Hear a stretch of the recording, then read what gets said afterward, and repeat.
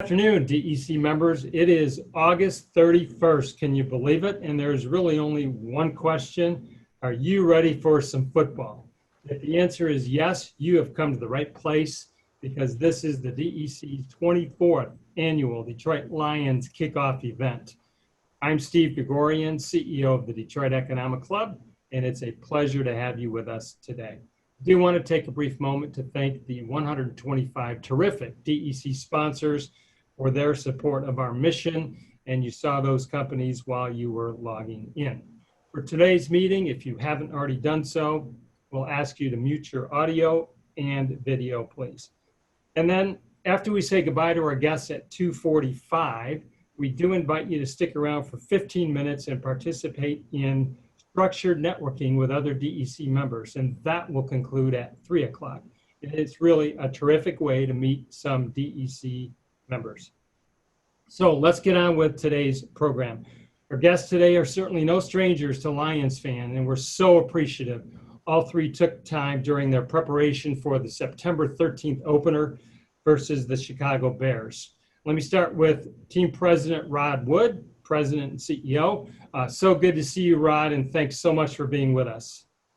Steve, it's great to be with you. Hopefully everybody is healthy and safe. And as you mentioned, for 24 years, even a pandemic can't stop us from having our DEC luncheon. So very different than most years, but we're happy to be here with everybody.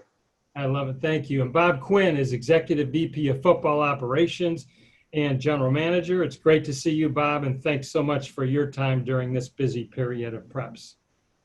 Yeah, good to see everyone. Thanks, Steve. Looking forward to this event as we do every year, albeit a little different this year. Obviously missing out on all the great food and things you usually provide for us, but we'll make do here. Thanks so much. And we are so lucky to have some of the very best sports announcers right here in the city of Detroit. And our moderator today is at the very top of that list. You know him from Fox and their terrific Lions coverage. And you also know he's the popular voice of the Detroit Lions on 760 WJR radio. Dan Miller, it's so good to hear you talking football again. Welcome. And this show is yours. Take it away. Steve, thank you very much. It's great to be here. Love this event every year. It kind of lets you know that football is right around the corner. But it's different as everything is these days because normally we have this event and then we're getting ready for a preseason game the next day. But with all that we have been through, it's great to be able to talk some football. It's great to have Rod Wood and Bob Quinn here, but it's, you know, you really can't talk about where you are unless you talk also about where we've been. And Rod, I'll start with you. An off season like no other. And there was really no preparation for this, no blueprint for this. That being said, I know you have to be very proud of your organization for the way they have handled it to this point in getting you to the point where you could look forward with confidence to a football season. Yeah, Dan, I think you said it well. I mean, it's been a crazy, 6-7 months. Bob and I have said this many times. We were last together before we came back in August. I think it was March 18th. All day working on free agency, and that was at the height of the beginning of the pandemic, and we left thinking we might be gone for 2 or 3 weeks and be back in the building, and then obviously things unfolded very differently. And as you said, I'm very proud of the organization, particularly Bob and his team and what we did to get Allen Park ready to bring the players back and have it be a safe environment and get ready to play football. I was listening to a panel recently, and somebody on the panel said that if you asked any leader of an organization in February, how long would it take you to prepare to have all of your workforce out of the office for 6 months? Most CEOs probably would have said that 2 years. If I could get ready, I could do it in 2 years, but we did it in 2 weeks. And people were gone and we functioned and we got a lot of things done remotely. And here we are, a couple of weeks before we have our first football game. So it's been a crazy off season, but I think one that the organization has handled very well. And I'm very proud of it. Yeah, and it's interesting too, Bob, because I think that one of the things that I love about football is there's a rhythm to it where it feels like during the season you kind of have the same thing every week. You're preparing for a different opponent, but you know what you're doing on Monday, Tuesday, Wednesday, Thursday, Friday, Saturday, and getting ready to play that game on Sunday. And there's a rhythm to the offseason as well. That was all gone. And as Rod alluded to, you had to figure out a new way to do this. And you've talked about it before. you were able to do that. And it would seem to me that one of the keys is the team that handles that the best, maybe in the end, that might be reflected in the standings down the line. Yeah, the no rhythm during the off season is 100% true, and I think we just kind of took the off season week by week, like Rod was saying, after March 18th or 19th, we kind of just took it week by week, and eventually it felt like, okay, we're going to have the draft virtually, and that was a major challenge for the organization. But credit to our staff, our IT folks, and everybody kind of jumping on board, and that went off without a hitch. And then we obviously transitioned to the virtual off-season program with our players.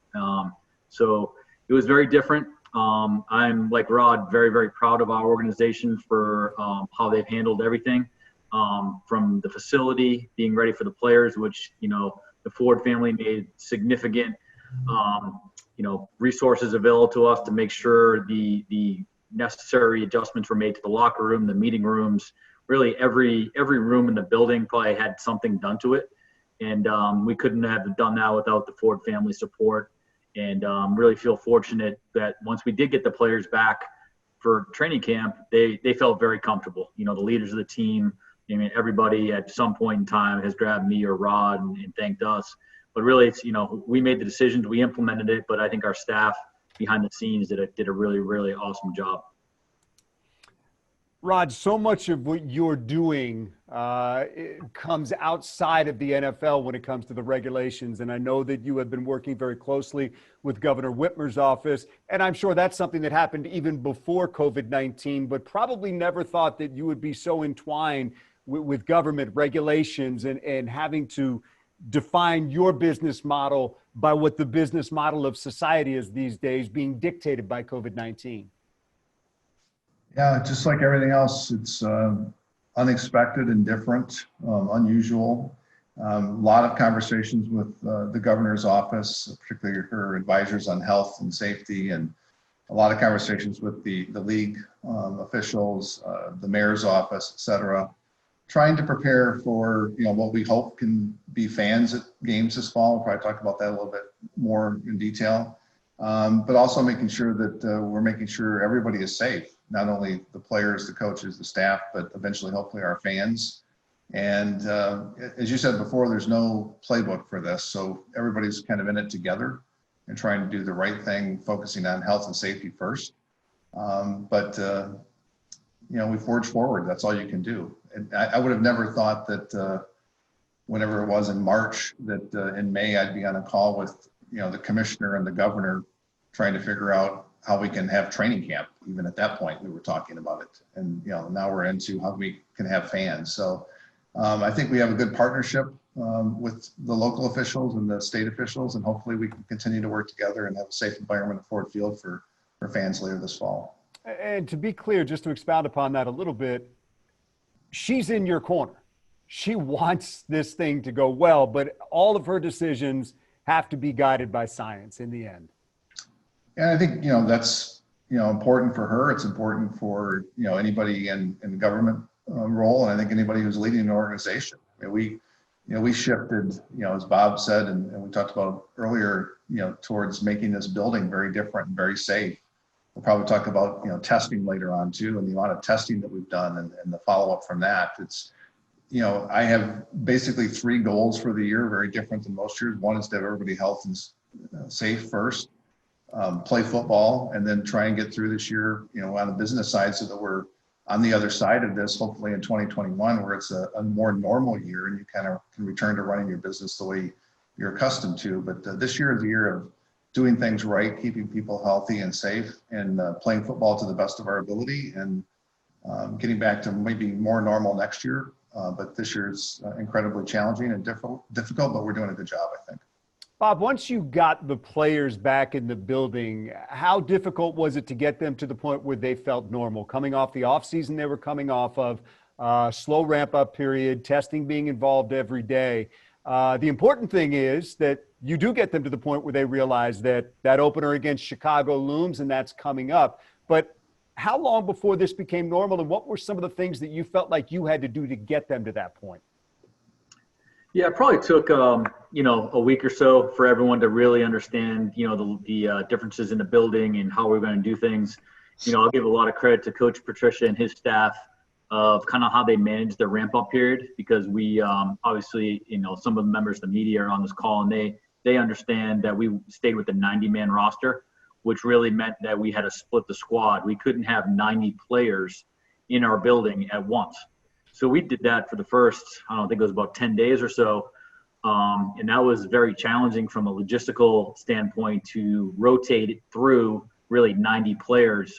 We did two big groups, and within the big groups, we actually narrowed that down to two smaller groups.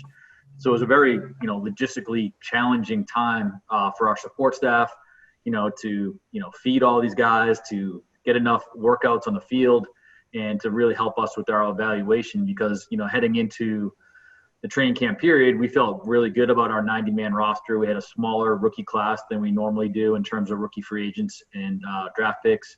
And we felt everybody was here for a reason. So we decided to do that route, which I think really in the end, Dan, helped us because we kind of eased into it.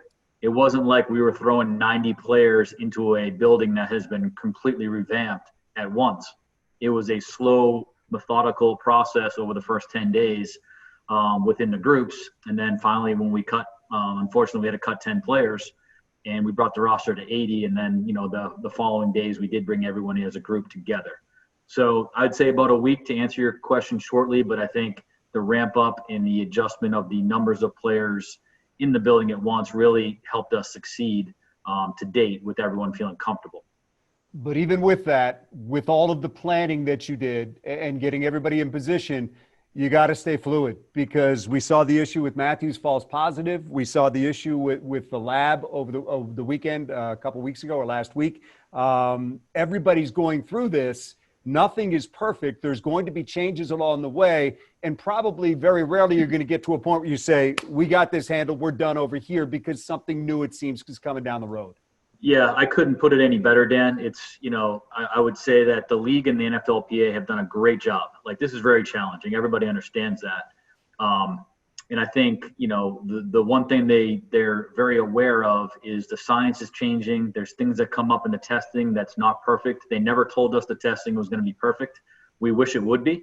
And I think, as Rod can probably attest, a few people at the league office probably don't like me right now because I pick up the phone and call them when stuff goes wrong, but they're appreciative that they at least know what's going on from a team perspective, because it's really, it's hard for, the NFL office and a lot of those guys are working remotely. They're not even in the same building in New York City, to understand what's going on, on the ground in an NFL facility, about false positives, about how the testing is getting done in the trailer.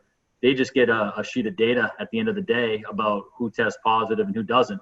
They don't know how it is minute by minute, and they don't know how it worked, with Matthew's case of his life got disrupted for 48 hours at a high level. And we were very, very concerned with that.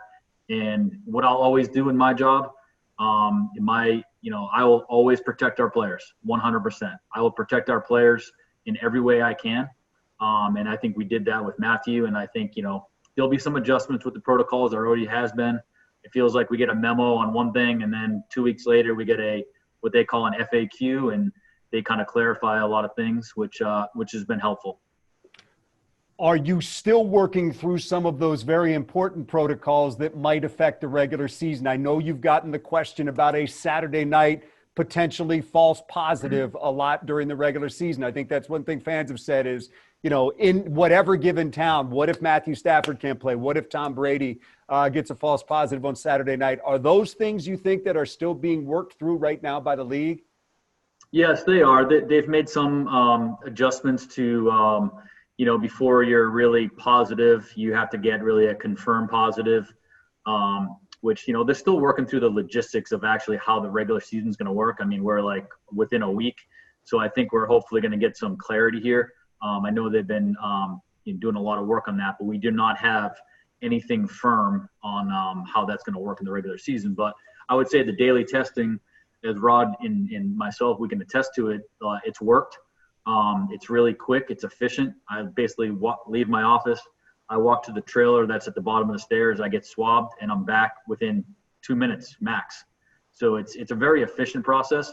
I do not know if it's going to be daily testing during the regular season, but whatever they do, I think they're gonna follow the science, and they'll make any adjustments as needed. My people tell me the ability to handle that swabbing comes down to which nurse you get on a daily basis. Can you vouch for that? I can confirm that.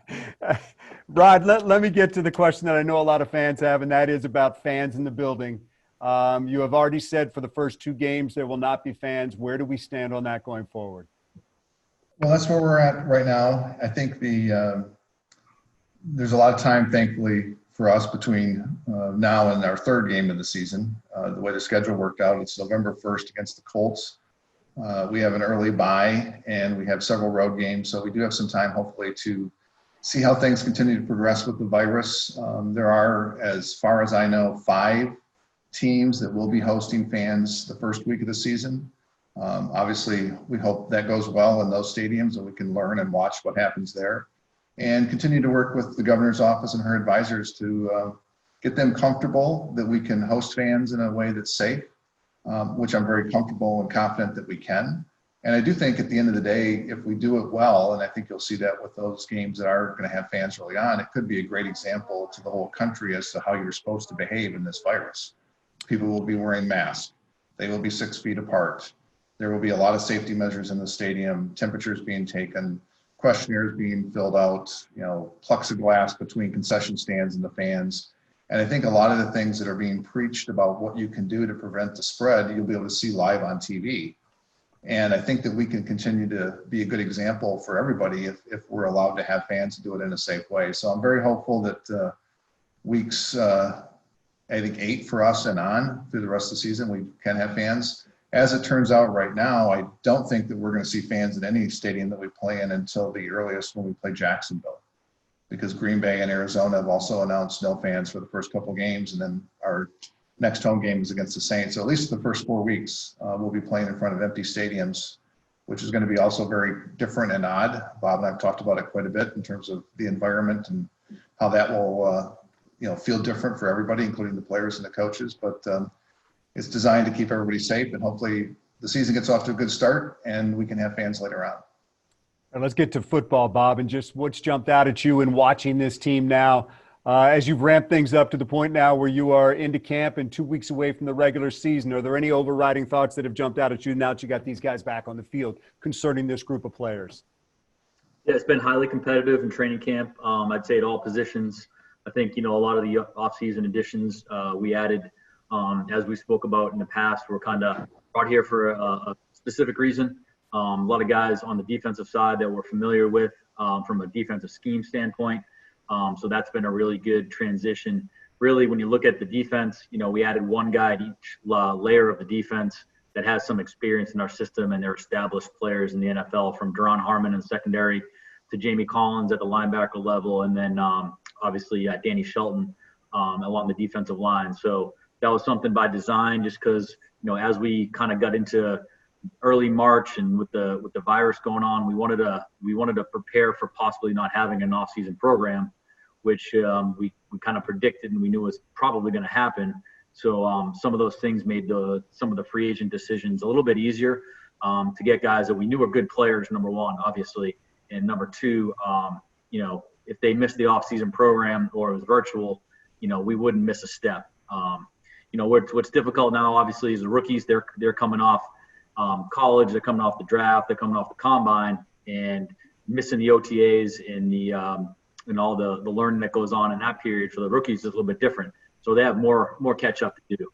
But our guys, we're bringing them along slowly, making sure they're ready to go from a mental capacity and also obviously a physical ability wise. So it's been really good.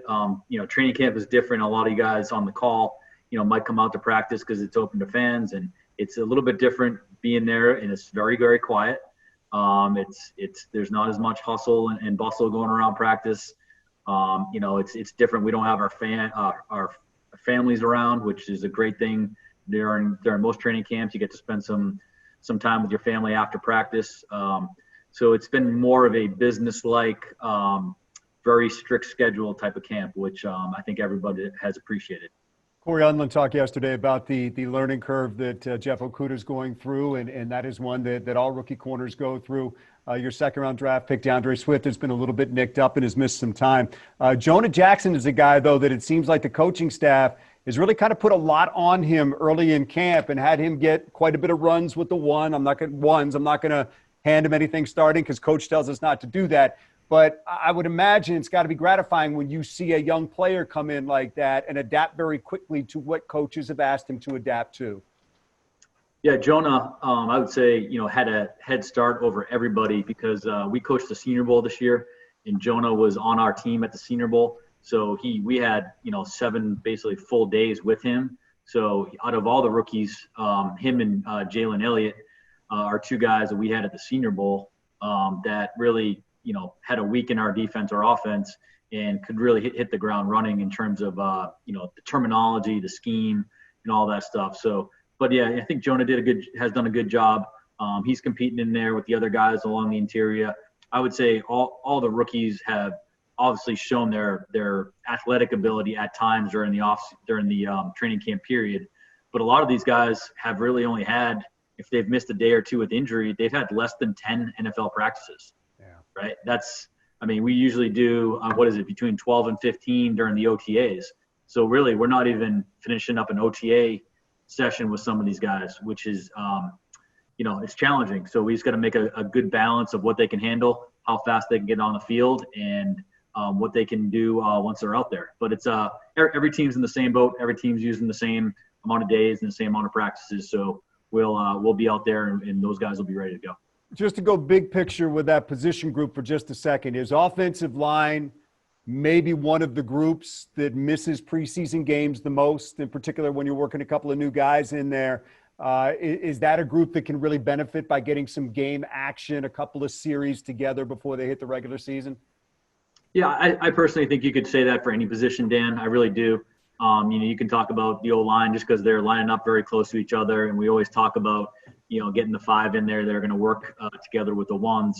But I would say, when you have your secondary and you're going to have obviously multiple guys rolling through there in their different packages, I think everybody loses a little bit without preseason games. My workflow, and Rod and I have kind of laughed about this a little bit, is considerably different this preseason because normally, we have practice usually in the morning and usually come in, grab a quick lunch, and you watch that practice. And then by this time, I'm sitting in my office watching every other preseason game until late at night, trying to find that next guy that might help us. And it's a little different kind of being with no preseason games to watch. It's a different workflow for everybody on my side in the personnel department, but we're doing the best we can, kind of monitoring the league, seeing what we can find out from other teams, and then obviously going back and watching last year's stuff when we have to on any guy that might get released. Yeah, I want to come back to that thought in just a second about other guys from other teams. But Rod, let me ask you, how much have you drafted off other sports? How much have you talked to presidents, executives from other sports, other teams, just to kind of consume their experiences and apply that to what you're trying to do? Because it seems, the NFL, in terms of how this thing broke, a lot of other sports, really all the other sports, were forced into major decisions and trying to make this thing work a little bit before the NFL was. Yeah, certainly, we've talked to other sports and leaders of their organizations, and Bob and I have talked about this too. In the hindsight of how this virus started, we were probably of all the sports in the best position because we were in our off season, and as different as the off season was, at least it wasn't disrupting our season. And so we dealt with the difficulties of a different off season, prepared for a very different season, but also got a chance to talk to the other sports and learned what worked and what didn't work in some cases. And certainly have a very good relationship with all the local teams in Detroit and have stayed in regular contact with them. And we've actually had calls together along with some of their counterparts at the universities when we've talked to the governor's office about what happens next and fans coming back to the stadiums. I think the one thing that is, every sport is different. And, we've talked about the NBA and the NHL being in bubbles as they restarted their season and now into the playoffs. Baseball not choosing to do that. The NFL, I don't think is set up to do a bubble concept, although I've kind of referred to it as we have our own bubble here in Allen Park. We have a bubble here. When we travel, it'll almost be like a bubble given the expectations the league has in terms of how we'll travel. But once we get into the regular season, we will be traveling around and playing in other cities and other teams. And hopefully all of them are taking the same efforts that we are to keep their players safe, and we can control the spread of the virus. But I do think that we got to sit back and look at what other sports did and hopefully improve upon it and do it as safely as possible. Bob, there is a point where players go home and the bubble breaks. As that now happens, is it your message to them that as they go home, it is incumbent upon them to be careful for themselves, for their families, for their teammates to keep this thing going? Yeah, I think that's a big thing that Coach and I have been stressing to the players since day one, because really, one thing that the league changed this year is not all the players have to stay at the team hotel during training camp. So a lot of these guys are staying at home right now. And I think we have a very mature team. I think guys understand that it's your own safety and your own health. It's your teammates, it's your families, but it's also your teammates' families. So I think that's the message we've been preaching, and I believe our guys have a good feel on that. Now, when we have to cut the roster down and the numbers change and we have to release guys, that's going to be a bit of a challenge because the overall roster movement is going to feel different this year. There's going to be an onboarding process of a couple of days before you can even get a guy in here for a workout. So that's going to be different for us. But obviously, with the expanded practice squads, hopefully most of the guys that we're going to need would be, on site here practicing with us, and we can make the necessary adjustments as we go. Got one more for each of you. I got about a minute apiece. Steve says on time every time, so we're going to get out of here on time. Bob, just to you. You are paid to worry about this football team. You are paid to make sure they're in the best position possible to succeed. And you say that roster is your responsibility every day. A little more trepidation when you go into a season like this, a little more of an unknown than anything that you've dealt with before in the NFL, just because of how you've gotten to this point, getting ready to go against Chicago? Yeah, there's no playbook for this year, right? There's no playbook that you can refer back to and something that's happened in your past or something that's happened in previous seasons since I've been in Detroit about how you handle a situation with a player, an injury, a signing, all the things that we do on a day-by-day basis is different. So, like Rod and myself and Coach have been saying, number one is going to be health and safety of the players and the staff. And number two is we're going to go out there and compete and win as many games as possible. Those are my two goals. And we feel good about where the team's at right now. We've got a couple more training camp practices when we'll get into kind of a regular season mode next week. But this is a different year for sure. And we're just going to take it day by day and try to make the best decisions possible for this team so we can go out there and compete and win at a high level. Final thing for you, Rod. I know that you have done a great job as a season ticket holder of keeping your season ticket holders up to date on what's going on. And you want very much to get them in that building. You've given them a number of options that they can deal with going forward as to how to handle their tickets this year.